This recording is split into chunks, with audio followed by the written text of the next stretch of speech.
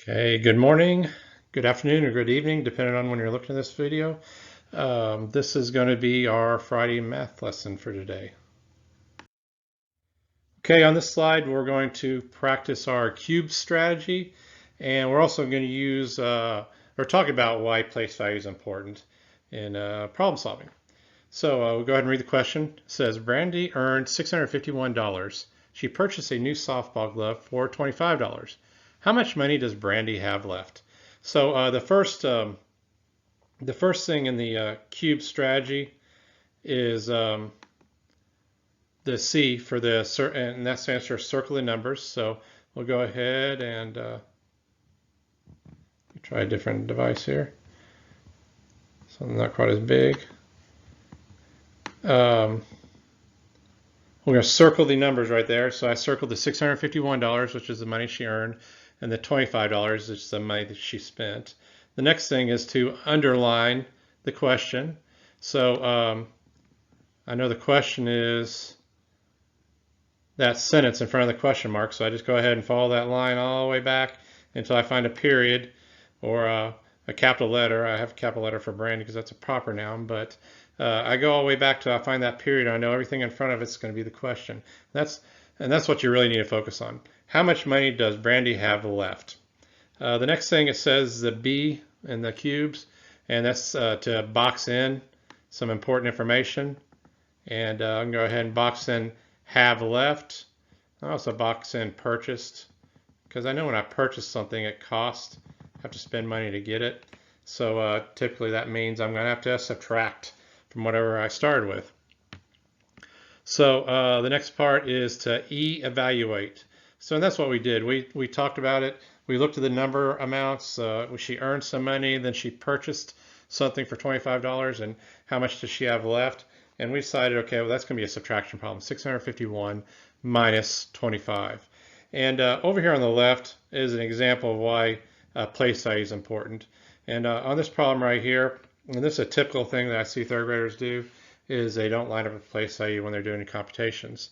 Okay, and right here, it looks like they lined up the 2 from the 25, which is actually 20, and they line it up in the hundreds place. So in this problem right here that they're doing, they're actually ended up subtracting 250 instead of $25. And there's a big difference between $250 and $25. Especially I would hate to spend $250 on a baseball glove or a softball glove. But over here, this shows the correct way of doing it. Okay, we have all our place values lined up. The 5 is lined up in the ones place, and the 2 is lined up in the tens place. Here's something else I see a lot of people learn in third grade is to go ahead and separate your place values with lines. Something we're going to start doing in third grade is, since we're taking the STAR test, I want you to get familiar with grid paper. So we're going to start using grid paper and also line paper. If you don't have grid paper, you can always turn your composition book sideways, and we practiced that a little bit last week. And you're going to turn your paper sideways, and you'll just use the lines in the composition book to help us line up our place values. So we'll go and do this problem, and we'll talk about a little rhyme that we learned last year when we're subtracting, because I know I cannot take 5 away from 1 because 5 is bigger than 1. If I have 1 of something, I can't take 5 from it. So the little rhyme that we memorized last year is more on the floor, you go next door. So that's just telling us we got to regroup. I'm going to take one of my tens, and that will leave 4 tens, and that'll give me, if I take 10 and move it to the ones place, I already had 1 there, so that's going to give me 11. So now I have 11 in the ones place. So now I can subtract 5 from 11, and I like to count up when I subtract. So start at 5, 6, 7, 8, 9, 10, 11. So that's 6. 5 from 11 is 6. And then in the tens place, if I take 2 tens from 4 tens, that's going to leave me 2 tens because 2 plus 2 is 4. So we have 2 tens. And in the hundreds place, I'm not taking away anything in the hundreds place, so all I got to do is bring that 6 down.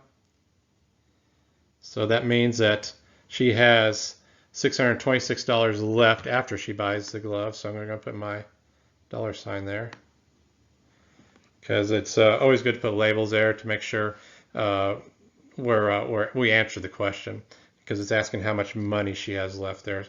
So we should have money as an answer. Okay, and that's one strategy that we use, one problem-solving strategy that we use in the 3rd grade. So let's go ahead and look at the next slide. Okay, we're going to talk about our learning objective a little bit for today, and what we'll learn is to compare and order whole numbers up to 100,000 and represent comparisons using the symbols greater than, less than, or equal to. The success criteria is I can now compare whole numbers up to 100,000, use the symbols greater than, less than, or equal to, as well as comparative language to compare whole numbers. And the comparative language we're talking about is greater than, so that symbol right there that's going to the left is greater than, and less than is the symbol going to the right, and equal to is the equal sign, and I forgot to put the equal sign in there, but we all know what the equal sign is. So let's go ahead and look at the next slide. Okay, this is some of the vocabulary we'll use during the lesson, and I'm not going to spend a whole lot of time, but this is a good something good that you could pause and look at and review. This is a lot of stuff we've already put in our composition book and practiced and done some centers with it and stuff like that. But just refer back to these if you see if you get a little bit confused about what some of these terms mean. Okay, we're going to go over another example here for comparing numbers. Okay, to compare the number 23,456 and 23,482 on a place value chart, line up the digits by place value, compare the digits starting from the left. Okay, both numbers have they're saying both the numbers have a 2 in the 10,000ths place. Both the numbers have a 3 in the thousands place, and both the numbers have a 4 in the hundreds place. And where we get different at is in the tens place. And right there we can see there's an 8 there, so that means that 23,482 is greater than 23,456, and they done the comparison right over here. Done the comparison there. So what I want you to do now is just go ahead and pause the video, and I'm going to have you go and work these problems out on your own, and then we'll come back and look over them together later. Okay, I want you to go ahead and take your paper. We're going to I'll go over this real quick. So on problem number 1, 141 is greater than 64 because it has a 100. This has a 100, and this one, the 64 doesn't have any hundreds. Even though some of y'all made a mistake, if you looked, 64 has more base 10 blocks there, but it doesn't have any hundreds. So 141 is greater than 64. Problem number 2, 343 and 352. And they both have 300s, but if you look in the tens place, the 352 has more tens, so 352 is a larger number. Go and look at problem number 3. 2,561 is greater than 2,261 because this has a 5 in the hundreds and this has a 2 in the hundreds. And it looks like I forgot to answer this one here, but we'll go ahead. That's a pretty easy one. So 23,456 is less than 32,458 because this has 3 10,000s, and the other one only has 2 10,000s.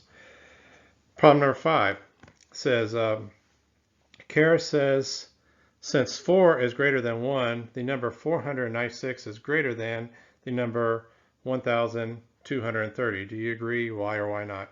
And I put a big no right there, put an exclamation point. Okay, because the 1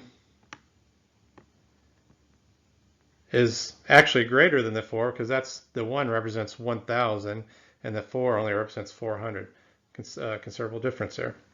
Problem number 7.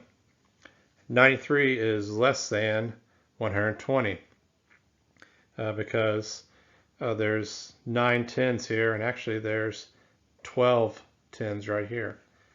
And the last one, problem number 8. 432 is greater than 434 because the tens place. So that has 4 tens and this has 3 tens.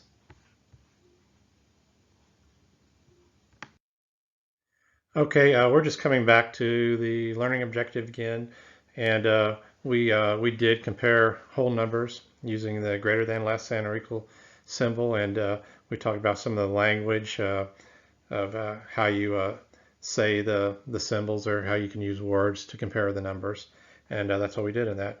What we're going to do now, after this, we have an assessment we have to do, and it's kind of going to be kind of cumulative over everything that we've learned in this section here.